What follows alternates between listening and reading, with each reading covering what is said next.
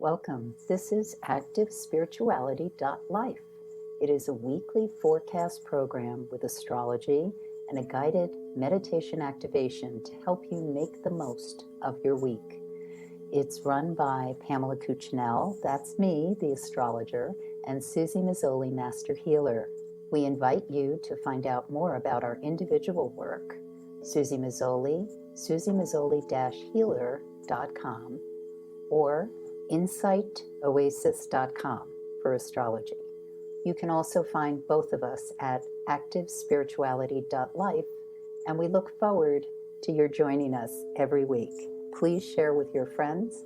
Here we go. Welcome everyone to week 47 of this year, 2022. 6 weeks left till the end of the year. Wow. And Pam is going to let us know all about the week starting Monday, the 21st of November, after which I will be popping in for our 10-minute meditation. So the 21st of November, the 21st, 22nd, we are in the energy that's about dark moon time. So here we are, Hecate, goddess, the midwife of birth and death.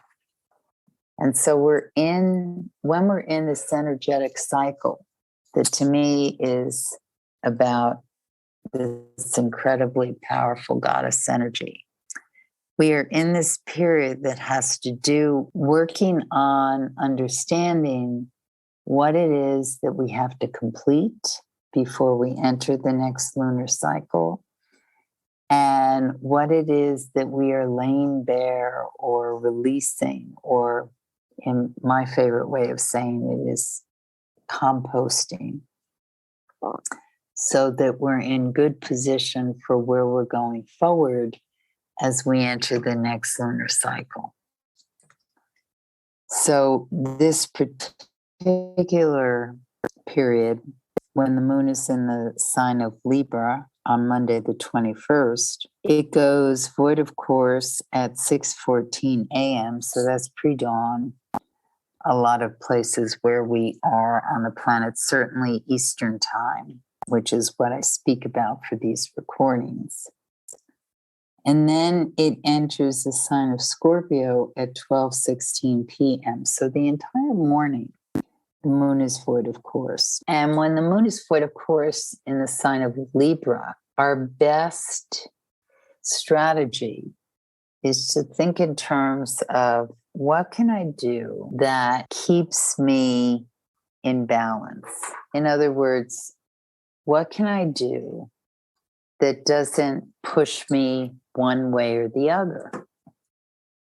Because the sign of Libra is always working on achieving that absolute perfection of the seesaw, totally parallel to the earth. Not easy to do, but that's what it works on. So when the moon is void of course, that's what we aim for. Because if we're leaning one direction or the other, we're in motion. And when the moon is void of course, we're at our absolute best when we are expectant, listening, anticipating. We're not in a place of action. We're in a place of, silence. There can be a lot going on. We can be at a party. It can be very busy at work. But basically, it's as though we're in this space and time when momentum is not active. We can think it is, but it's not.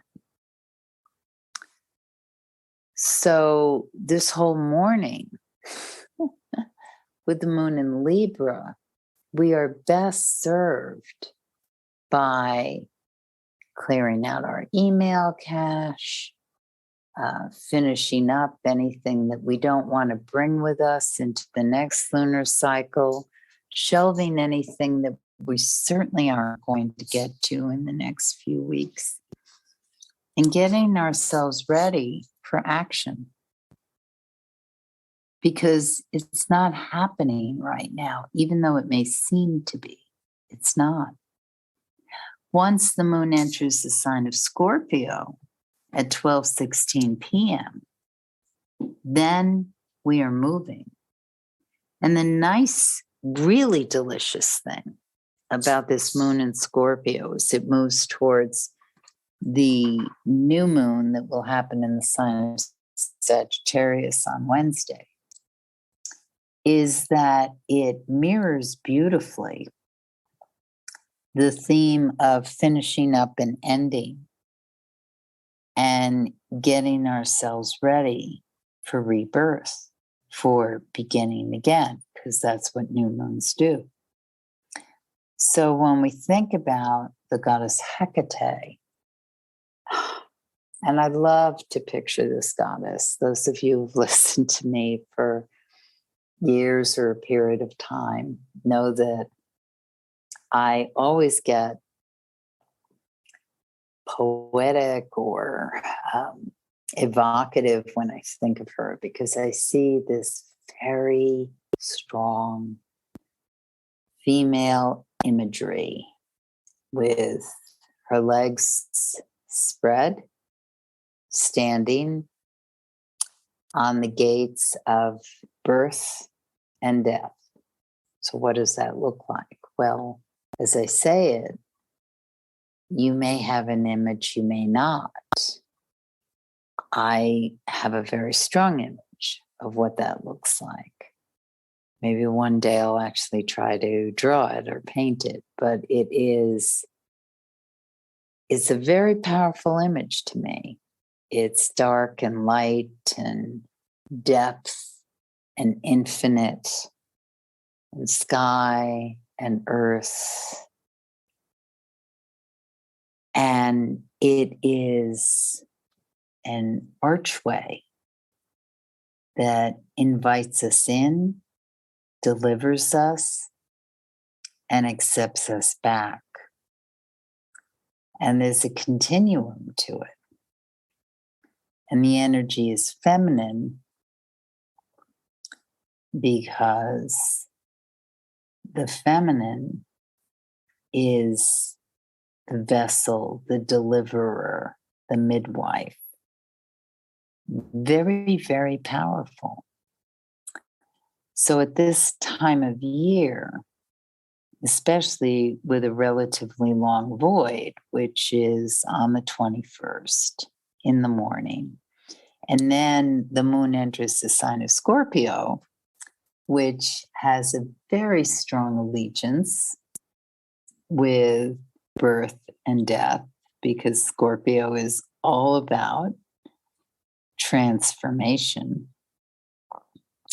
We have a very fecund harmony with allowing in that composting that really happens so strongly this time of year in the Northern Hemisphere. And the sun enters Sagittarius on Tuesday, the 22nd, exactly at 3:20 a.m. And that moon in the sign of Scorpio is in lovely harmony with the planet Jupiter, which is still at the tail end of Pisces. This is an invitation when I look at actually Monday, the afternoon of the 21st, and then Tuesday, the 22nd.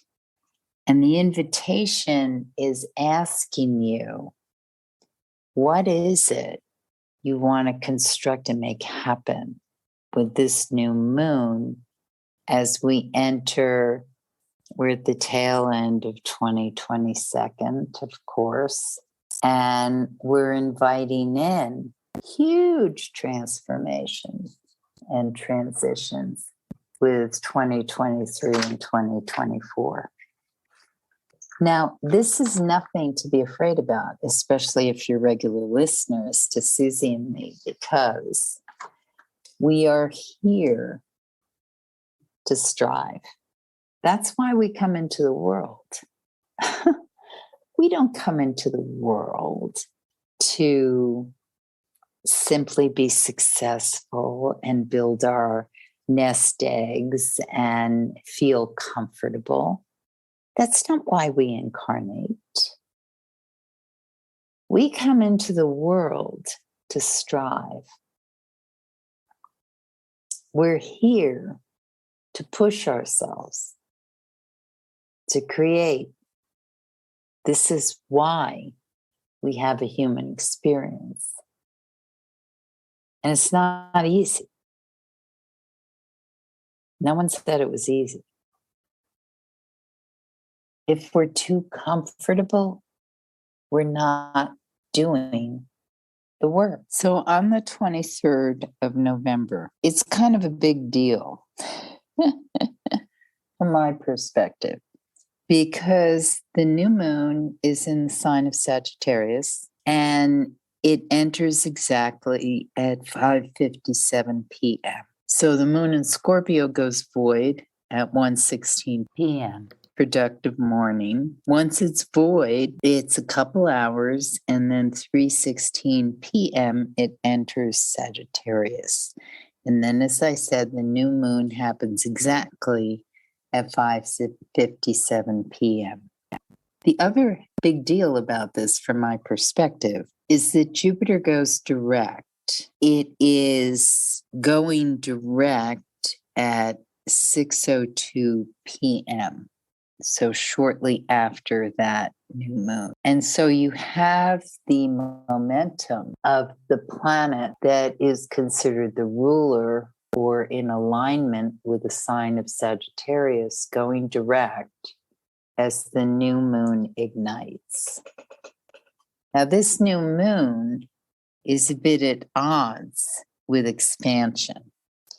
And I think that partly why that symbolically is going on is because the energy is such, as I look at the day after this, so the 24th, which is Thanksgiving in the United States, where it's kind of this like, whoa, full tilt boogie. That really ages me by even saying that. But this like, let's let it all rip energy that comes through. And that's very exciting, but it needs to be tempered.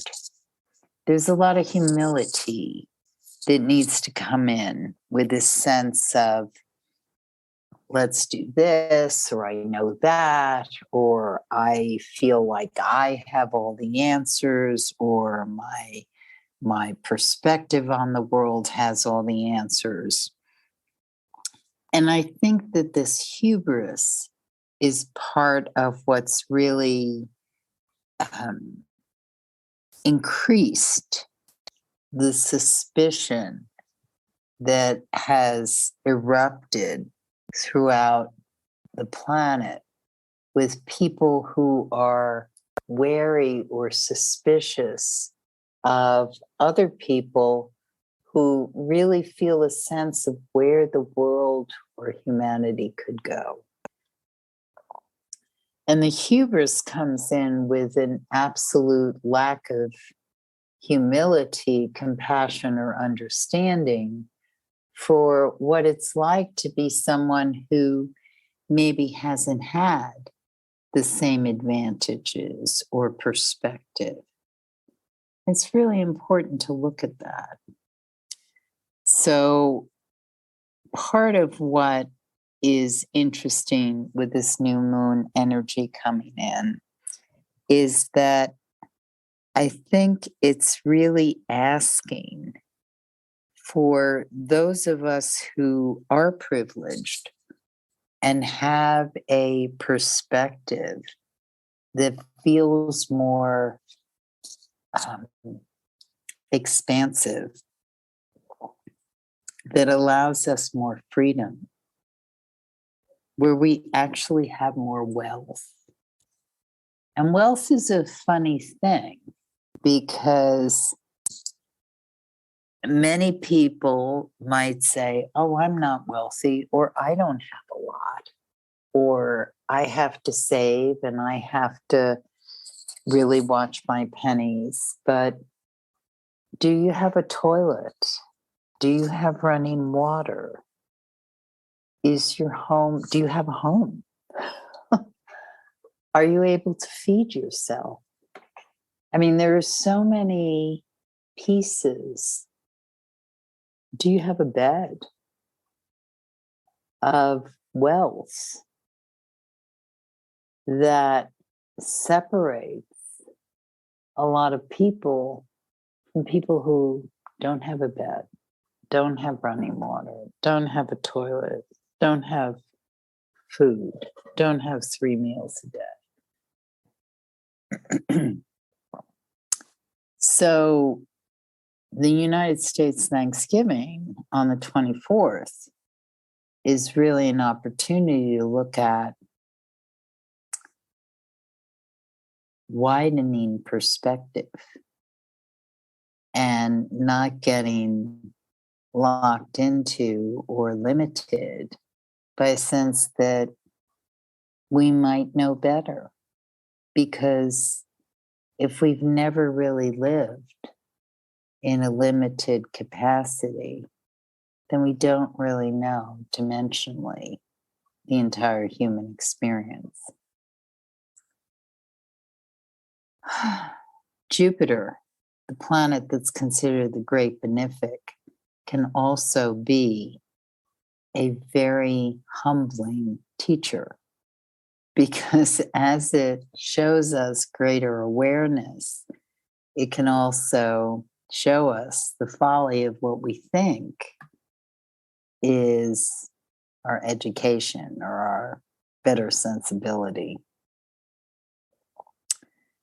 So on Friday, the 25th, the moon goes forward, of course, at 2:22 p.m.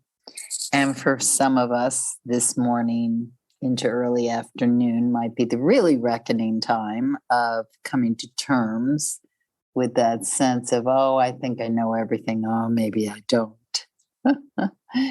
And the beauty of maybe I don't is once we open up the doorway to maybe we don't know everything, then we're on the threshold of some really new wisdom and good stuff. So at 2:22 p.m., the moon goes forward, of course, on Friday, the 25th. It enters Capricorn at 4:18 p.m. And what I love about this weekend, because it has that moon in Capricorn pretty much through the whole weekend. It does go void, of course, at 3:11 p.m. on Sunday, and then enters Aquarius at 5:07 p.m. But this period of time, when I'm looking at late afternoon, Friday the 25th through Sunday, including that shift into the Aquarius moon, these are fabulous days for really taking off with that new moon, waxing moon energy. What is it you want to create? What is it you want to make happen? Who do you want to band together? What difference do you want to make in the world? What do you want to shake up and say, wow, it is so firm and such a solid platform this particular weekend? And some of you may be thinking, oh my God, that's the weekend after Thanksgiving. Nobody does anything. They just sort of sit around and eat leftovers. No. This actually can be a very dynamic weekend for putting things in place that are going to leverage and make a difference going forward as we gather momentum for the end of the year and enter 2023. Your choice. You can just sit around and eat leftovers, or you can vision new realities. And now I turn it over to Suzy. Okay, I invite everyone to take a place where they can sit nice and still for just 10 little minutes, where we can find composure,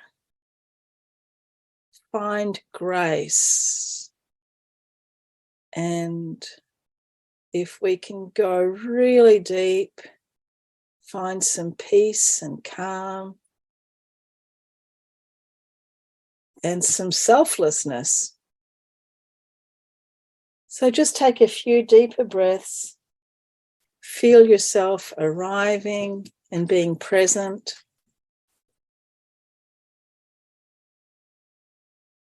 Just as we take a few deeper breaths, just be aware of your physical body, just releasing any tension.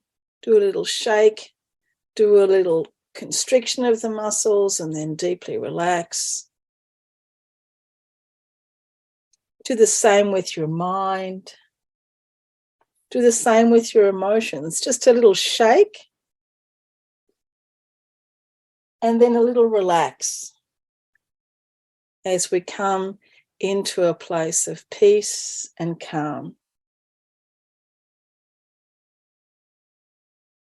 And as we find that place within ourselves, just imagine or visualize or pray or wish or have the aspiration that all beings everywhere have this opportunity for 10 minutes now, just to find a little bit of peace, a little bit of calmness in their day, a little bit of solitude away from the mad rush, where we can all just sit, taking again a few deeper breaths.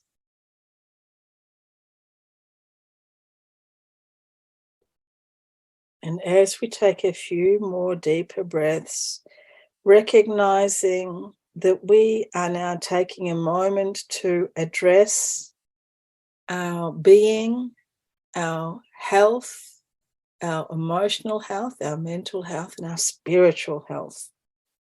And we work so hard for all of these outer parts of ourselves, the way that our hair looks, the way that our skin looks, the way that our body looks, the clothes we wear, the house we live in, the car we drive, the professions we have, all of that outer stuff. And let's just turn all that attention inwards now and see how much effort we can put into achieving happiness on a really deep inner mental level,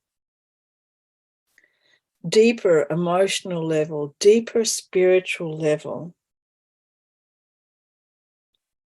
How can we create for ourselves this inner spiritual development?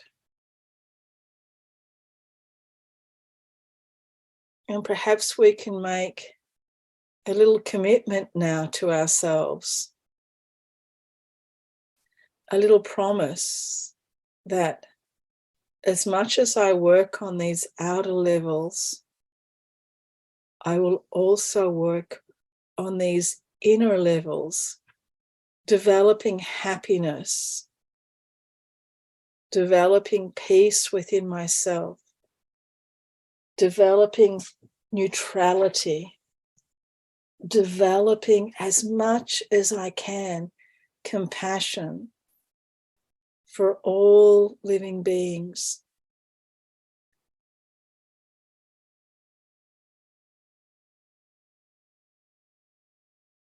And we feel that peace within ourselves, that we put forward a commitment that is selfless, that's not just about me and my things and my family and my job and my life and my survival,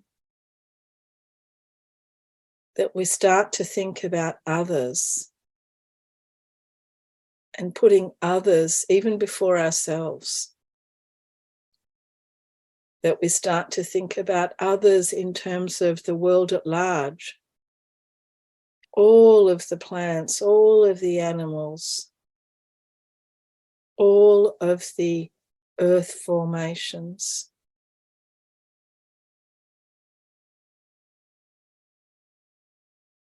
And just for a few moments, when we don't think of ourselves as the center of our universe, when we become truly selfless, when that self-cherishing eases up, we notice that our suffering eases up. When we're not all concentrated on me and myself, and this has to be like this and that has to be like that, when we're not all caught up in this is right and this is wrong, when we're not all caught up in what I need and what I want, we notice that our suffering can be lessened.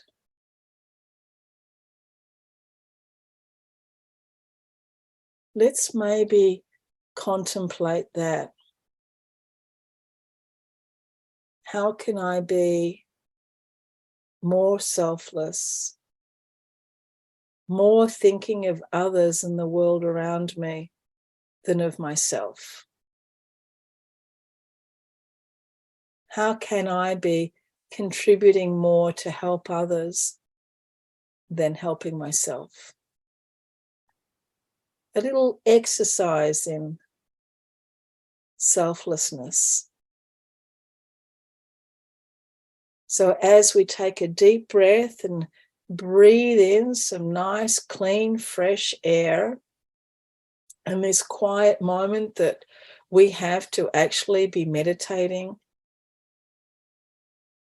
let's wish that all beings everywhere, all sentient beings everywhere, have this moment of peace, have this moment of calm, have this moment of self-awareness, to be able to breathe in fresh air, to have actually the space to sit quietly, and to actually have the ability to think of others. If we are here now, if we are working on ourselves, if we are doing meditation, we are in a very lucky place on this planet compared to so many other beings. So let's share this goodness. Let's share this benefit with all beings everywhere. As we gently take a few deeper breaths, sending this peace, sending this calm, sending this fresh air to all beings everywhere.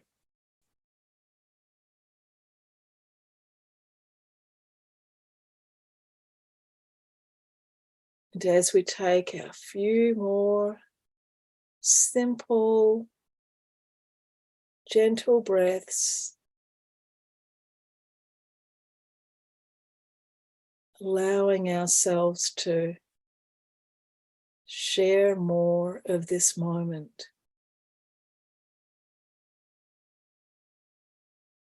May all beings know this peace.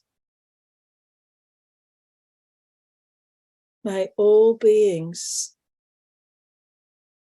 have this freedom. May everyone have this.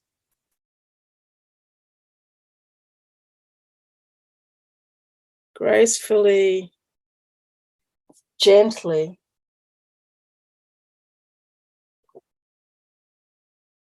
as we're breathing in and breathing out, we think of all sentient beings everywhere. There is no limit, They are countless, just as space is limitless. For all these beings now, we breathe in and breathe out this fresh air, this gentle peace,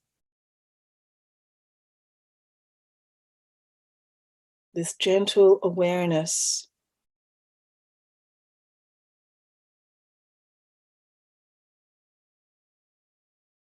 And we see ourselves too now. No matter what our condition, no matter what the situation, no matter what environment we're in, no matter what circumstances we're going through, allowing ourselves to visualize, to be, to feel, to experience peace and calm. Peace and calm. And with that peace and calm, happiness, compassion, loving kindness, released from all suffering,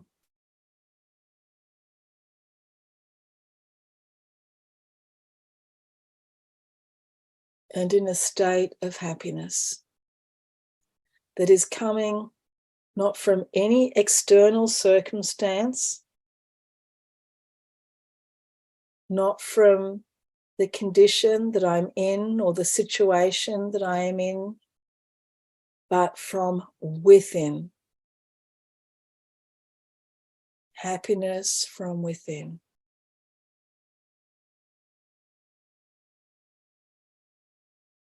Gently opening our eyes, taking a few big, nice stretches and opening up the heart even more. Thank you for joining us. Thank you, Pam. Have a wonderful week, everyone. Love now. You have been listening to Suzy Meszoly and Pamela Cucinell of ActiveSpirituality.life. If you've enjoyed this program, consider a donation. You can find the link for that, ActiveSpirituality.life. Regardless, we look forward to having you join us again for next week's podcast. Please share and have a great week.